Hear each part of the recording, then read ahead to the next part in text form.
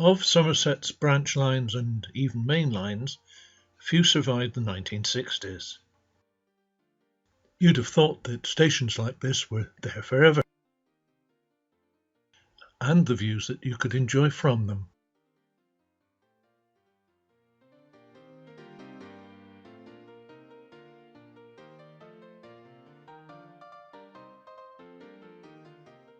The Portishead branch closed in 1964, closely followed by the Somerset and Dorset Railway.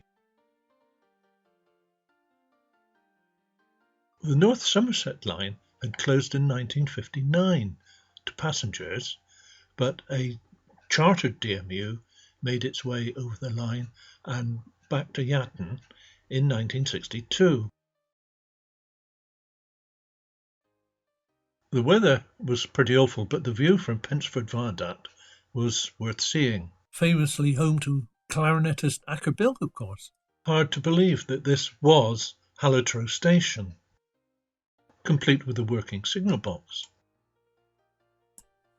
We would then have passed onto the Somerset and Dorset line before arriving in Radstock, where the double crossing gates had never been appreciated by motorists. Under a massive cold front, the soggy journey continued on a gradient of 1 in 68 past Kilmerston Colliery's funicular railway, operated by steam and gravity.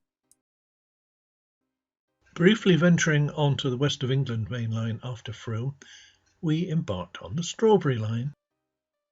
This was still in use for passengers, and my roll of film captured the 2:45 from Yatton at Cranmore. Soon to see David Shepherd. City of Wells next stop. Those were the days. The Mendip Hills as we approached Cheddar. The cold front has passed as we arrive at Axbridge.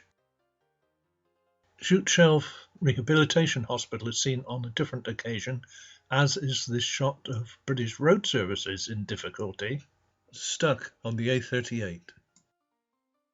We finish with the tunnel before Sandford.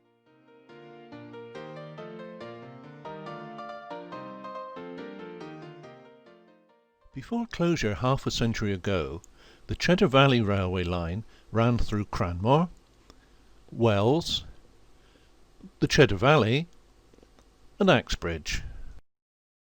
Long after closure, David Shepherd returned a section of the Strawberry line, as it was known, to steam at Cranmore. This evening he's going to tell us all about his railway.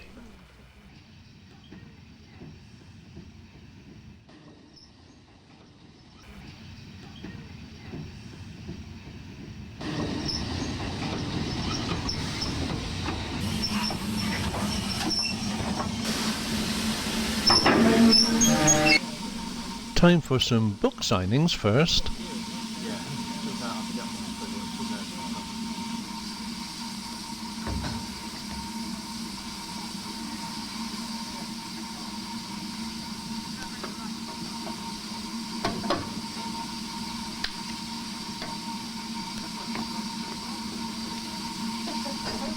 The evening's warm and the fire's hot, so let's go.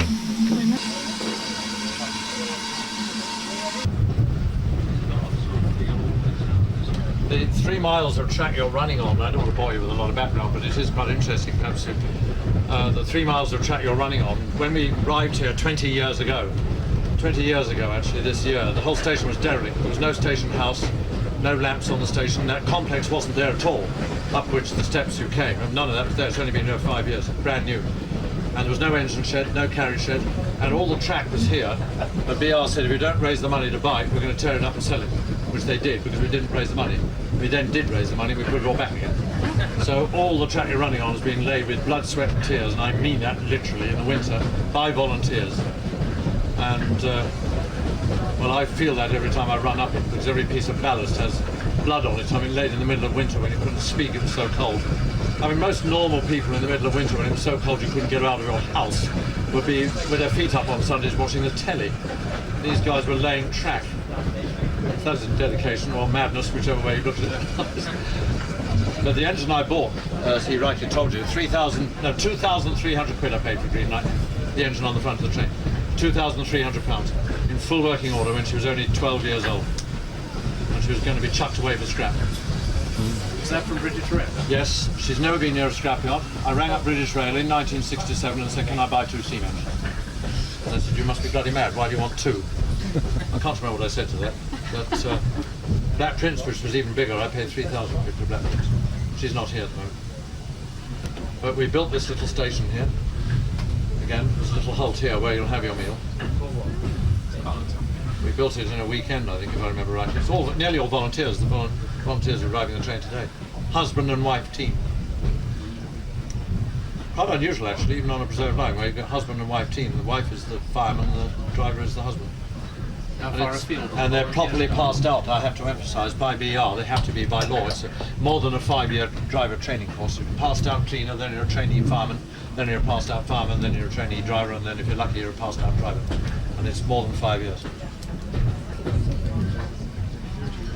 We don't want to get too serious, but this line, little though it is run by the same rules and regulations that BR have to be. Health and Safety Act, fair paying passengers. And you can't fool about. That's our little halt. 600, oh, is it 100? No, I can't remember now. I did. Yes, 640 feet above sea level. It's quite high. It's above the snow line in the winter. Yeah. One of the higher stations in the country. Yeah, one of the highest stations in the country. Absolutely.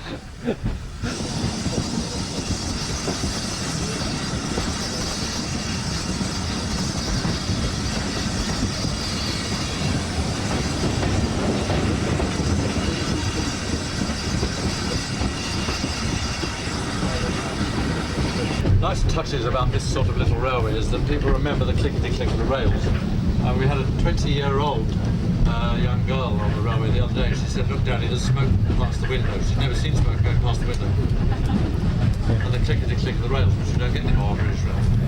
There's those little things which we're keeping alive. I suppose we call it romance or nostalgia or something.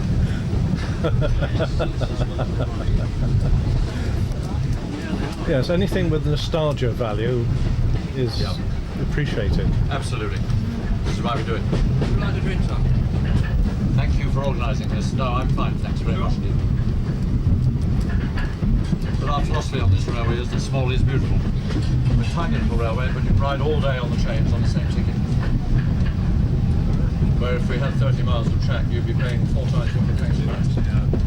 Yes, you haven't done badly for length of track. It's quite a decent ride. People often say we'd rather ride on a short ride than get out and watch the train go by, which you can now do. When we get out here, we can watch the engine run round on the other side, because by law it has to pull the train back on the other end, by law. And so that meant we had to build what we call a run round. This is our terminus. The track has gone completely further on, so there's no way we'll go further. So we built this station about a year ago, from nothing. There's no station here at all. Anyway, if you'd like to get out and get a bit of fresh air and watch the engine run by, you're most very welcome. Very welcome to get out and watch the engine run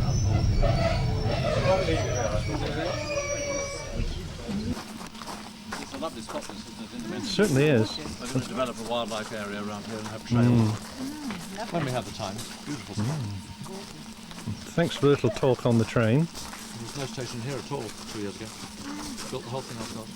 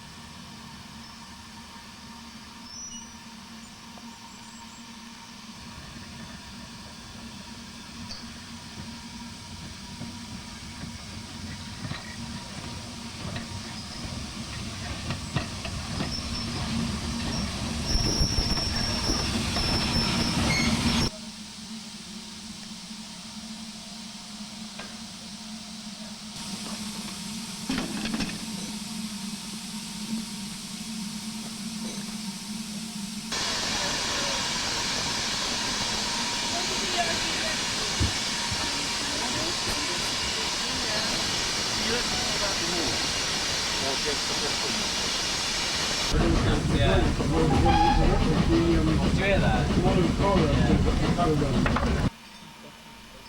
evening's most important supplies are ready here at the intermediate station.